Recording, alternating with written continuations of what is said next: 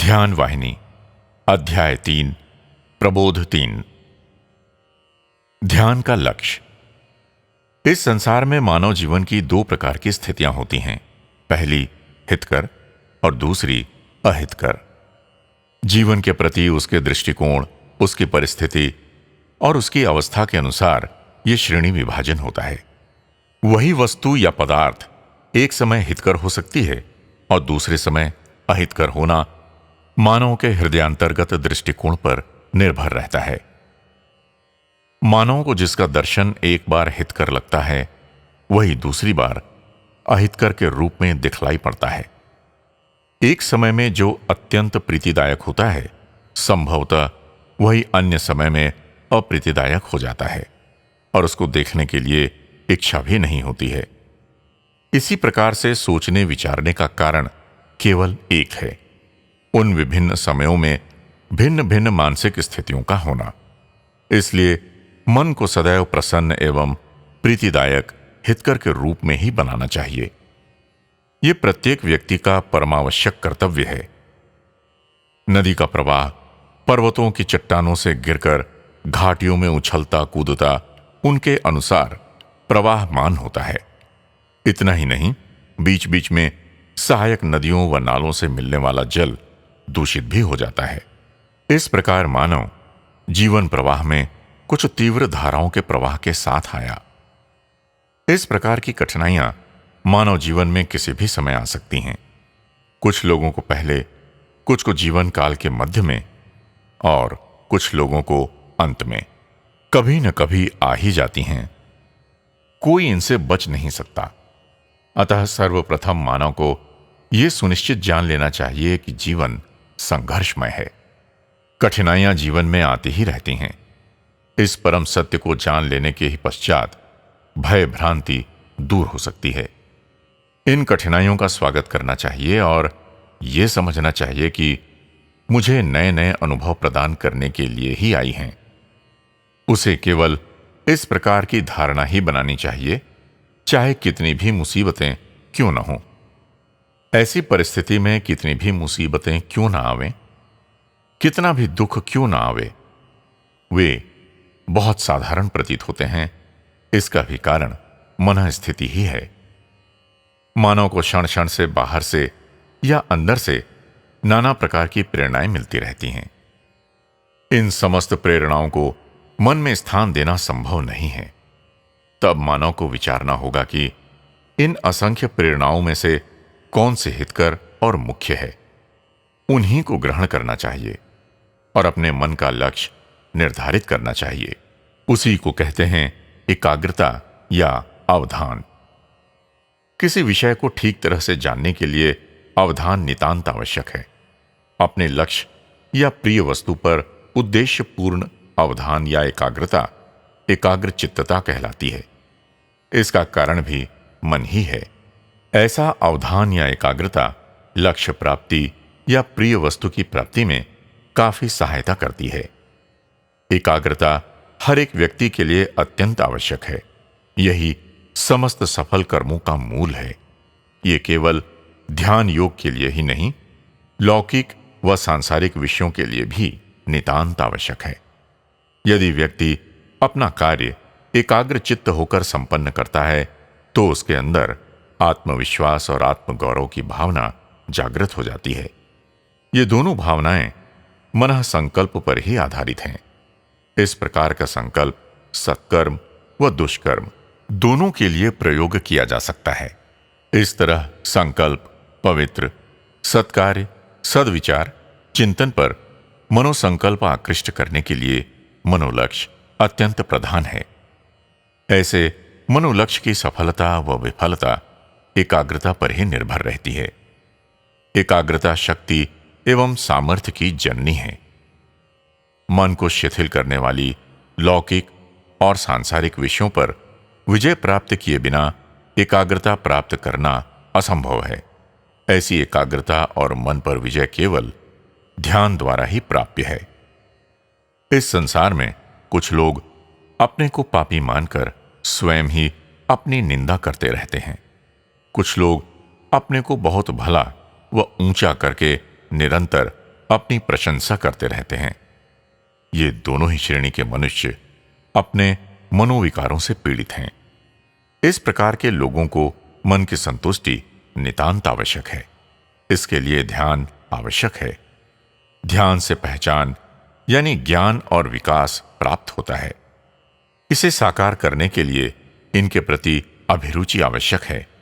अभिरुचि संवेदना के रूप में चित्त एकाग्रता को प्रेरणा देती है।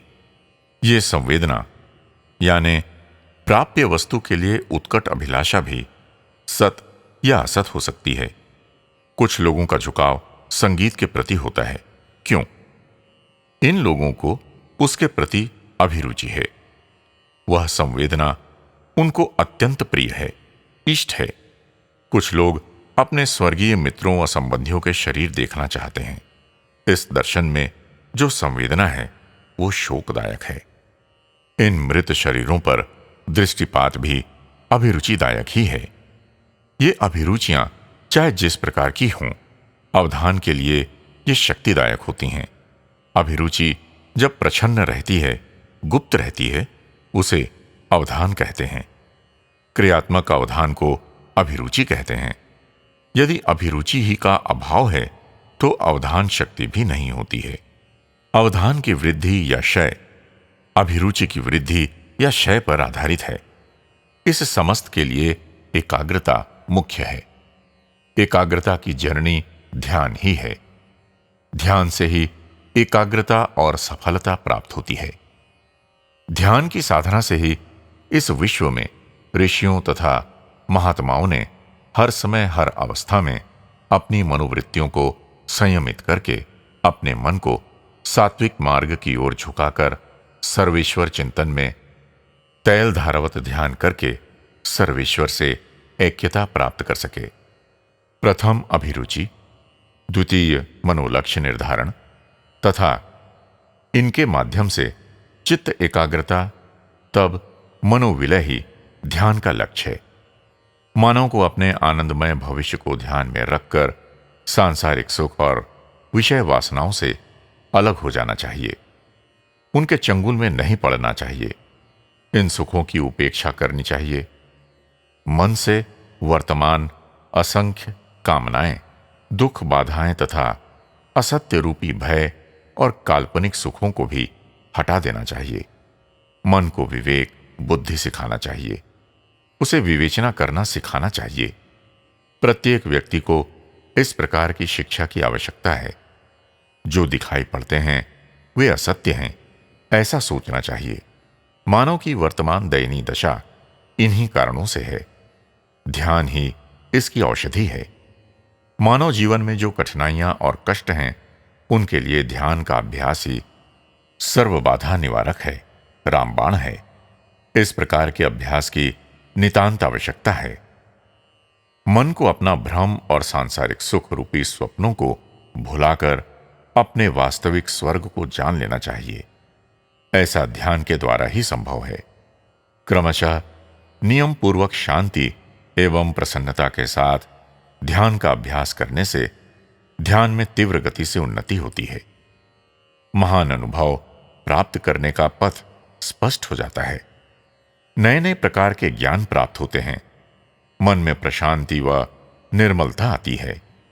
जब मानव निरंतर ध्यान करके ध्यान रूपी पर्वत की चोटी पर पहुंचता है तो ज्ञान शक्ति पहचानने की शक्ति अत्यंत सुदृढ़ हो जाती है और वो अपने काल्पनिक जीव स्वरूप को ध्वस्त कर देता है, भस्म कर देता है।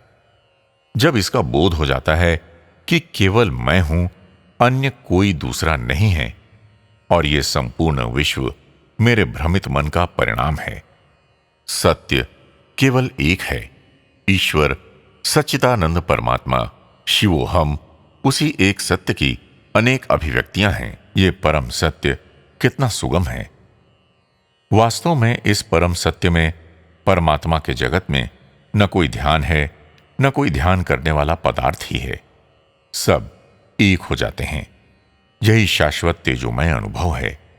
संपूर्ण ज्ञान मैं हूं, ऐसा गीत गाते हुए ज्ञानी निःशब्द, निश्चल भावना के साथ अपने में अपनी आत्मा के वैभव का दर्शन करता है। वही आनंददायक गंतव्य स्थान है, दिव्य अमृत फल है। योग समाधि में ऐसे बाह्यातीत अनुभव प्राप्त करके ध्यान करना समाप्त करके मानव जगत में नैसर्गिक रूप से विचरता है, व्यवहार करता है। उसमें संपूर्ण वेद निहित रहते हैं। वो निर्मल जीवी के रूप में सदैव रहता है। देश व काल जनित परिस्थितियों का अतिक्रमण करके सर्वावस्था में सदा एक रूप रहने और दृढ़ता के साथ समस्त आपदाओं व संकटों का सामना करने की शक्ति केवल ध्यान ही से प्राप्त होती है। इसके अतिरिक्त कोई और उपाय नहीं है। जीव जब एक बार परिपक्वावस्था की ओर अग्रसर होता है तो उसे अपने में ही संपूर्ण संतृप्ति और आनंद प्राप्त होने लगता है। अब तक जीवन में जो नाना प्रकार के कष्टदायक दुराशाएं, दुष्ट कामनाएं, मोह, व्यामोह और पाशविक प्रवृत्तियां विद्यमान थीं, वो सब दूर हो जाती हैं। आत्मा समस्त लोगों में समानता से व्याप्त है। इसलिए आत्मज्ञान की अवस्था में परिमित व्यक्तित्व की भावना, अहम की भावना समाप्त हो जाती है और वो अपने वास्तविक देवपद तथा यथार्थ स्वरूप का अनुभव करने लगता है। ऐसे ही व्यक्ति सच्चे महात्मा हैं, जीवन मुक्त हैं। परिपूर्णता ही आनंद है, आनंद ही शांति है। भगवान का वास्तविक स्वरूप परिपूर्णता, आनंद और शांति है। विवेक मार्ग को कदापि न त्यागने वालों को भगवान का अनुग्रह प्राप्त होता है। वे दिव्य आत्मा प्राप्त करते हैं। इस काल्पनिक जगत के स्वप्नवत भ्रमों के मूल कारण चिरंतन सत्य के अन्वेषण में वे सदैव लगे रहते हैं। स्वेच्छाधारी ज्ञानेंद्रियों को संयम में रखने से व्याधि का कारण ही दूर हो जाता है। मन और उसकी विकृत चेष्टाओं को सदैव ध्यानपूर्वक देखो। मन की असंख्य भावनाओं के प्रवाह को रोको। भावनाओं का दबाव कम करने के लिए भगवत नाम उच्चारण करो, जपो। इससे मन में किसी प्रकार के दुख, कष्ट या व्याधा के लिए स्थान ही नहीं रह जाता। मनोविलय के पश्चात ही ज्ञानोत्पत्ति होती है। इसमें जिसने सफलता प्राप्त कर ली है वही परिपूर्ण मानव है। पहले साधक को अंतर्मुखत्व प्राप्ति का रहस्य जानना चाहिए। अब तक जीवन में सदैव बहिर्मुखी दृष्टि रखने के ही तुम अभ्यस्त हो। अब तक तुमने अंतर जगत के बारे में बहुत कम ही सुना होगा। दिव्य जीवन केवल अंतर जीवन ही है। जैसे शिशु प्रथम धीरे धीरे देखता है और फिर उन्हें समझता है और फिर धीरे धीरे घर में इधर उधर चलता है, इसके लिए सहायता प्राप्त करता है। इसी प्रकार पहले नवीन साधक को भी अंतर्मुखी संसार को जानने के लिए सीखना चाहिए। जैसे पालने पर लेटा हुआ स्वस्थ शिशु दीवाल पर लगे दीपकों को देखकर आनंद से हाथ पैर इधर उधर फेंकता है, किलकारी मारता है। इसी प्रकार साधक को भी शारीरिक, मानसिक तथा आध्यात्मिक स्वास्थ्य से पूर्ण इस सांसारिक जीवन को बिताते हुए इनसे कोई भी लगाव या मतलब नहीं रखना चाहिए। हर एक चिंतन, हर एक वाक्य, हर एक कार्य तुम्हारा संपूर्ण प्रज्ञा के साथ होना चाहिए। अपनी बुद्धि को इधर उधर भटकने मत दो। उसे अंतर जगत के रक्षक के रूप में नियुक्त करो। यही दृष्टि है। इस अंतर्दृष्टि के लिए भी ध्यान ही प्रधान है। इस अंतर जगत में हर साधक आत्मविमर्श व आत्मचिंतन के द्वार से प्रवेश कर सकता है। जीवन के पवित्र पद को प्राप्त करने के लिए भय एवं भक्ति के साथ संवेदना पूर्वक जो साधक अखंड प्रयास करते हैं, उनका ये द्वार स्वागत करता है।